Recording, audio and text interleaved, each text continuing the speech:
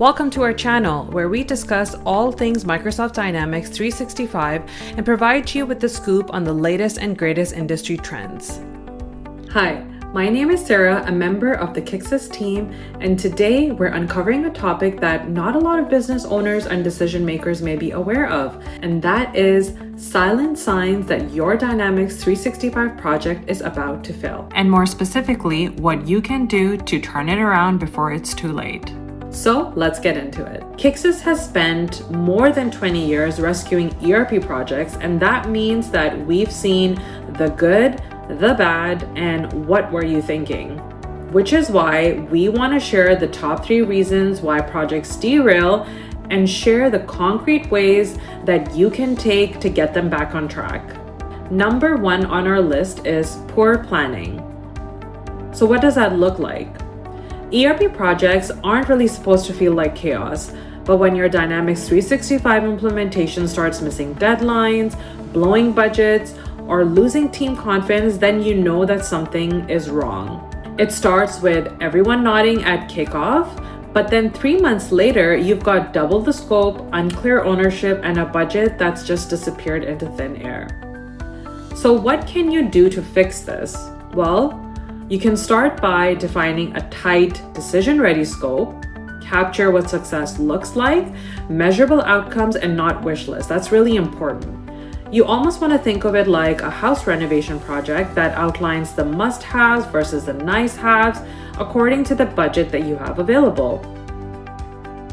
You want to use change request process that asks what's really changing and who benefits. How does it impact the company cost or time? This is important because it forces trade-off thinking. You want to protect your baseline, things like scope, timeline, and budget, and you want to communicate every change even if it's something small.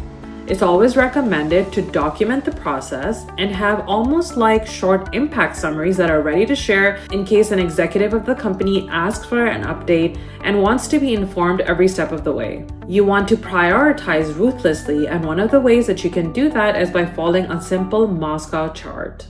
This avoids future creep, and things like must have, should have, could have, won't have can be useful tools to help you decide if something is urgent, and if it's not, then you can schedule it for a later phase. These are some of the techniques that can be implemented almost as repeated rituals that will help in reducing surprises and keep your projects from sailing straight. The next one on our list, which can be a red flag that your project is about to fail, is inadequate change management. So what does that look like? The system goes live, but people are still using spreadsheets. Your productivity drops, your frustration grows, and the adoption completely flatlines. So what are some of the techniques that you can implement to really fix this? The first thing is you want to start culture work early, not when you go live, but long before that. It's always recommended to talk to your users, ask them questions like, hey, what scares you about the new way, and build a training system around their real day-to-day tasks. You want to build a network of change champions who help other peers adapt. So you almost want to have an ambassador program with 6 to 10 people across teams who will not only be local advocates, but will know the ins and outs of the ERP system. They should act as an available resource and, more than anything, a support system so that other members can reach out to them without any hesitations if any questions come up.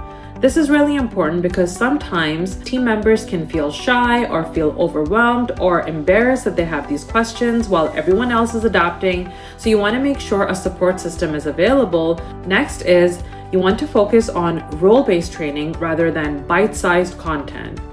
So instead of having one marathon training session, design 20 to 30 minute role-based micro sessions that show them the how-to guides and are no more than one-page document that can be easily referred to.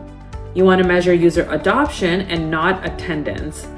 Track real usage KPIs such as logins, progress completion rates, and error rates, because if the adoption is low, then you have direction on exactly what you need to tackle and where to coach next. In a nutshell, you just want to keep in mind that people don't resist because change is hard.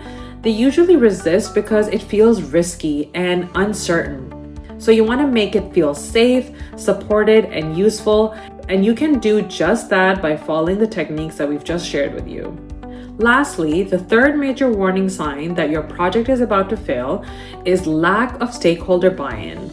This is basically when executives are surprised by the cost because they didn't understand the full scope at the beginning, the teams are unclear on their priorities, and the results being outputted by the project are completely misaligned with what the business actually needs.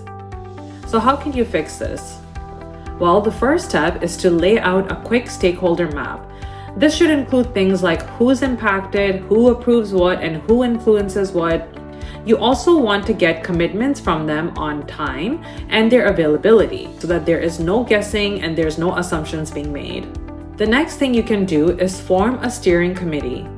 So similar to a health and safety committee that meets once a month, this is also a committee that should hold reoccurring meetings, let's say about 30 minutes that are really quick, that focus on important decisions that have been made and not really updates. The main goal of this committee is to keep the execs aligned with the direction. You can also implement things like a RACI chart to clarify responsibilities so that there's no confusion about who's accountable. This is something that can actually be part of the kickoff package. So identifying things like who's responsible, who's accountable, who needs to be consulted, and who needs to be informed.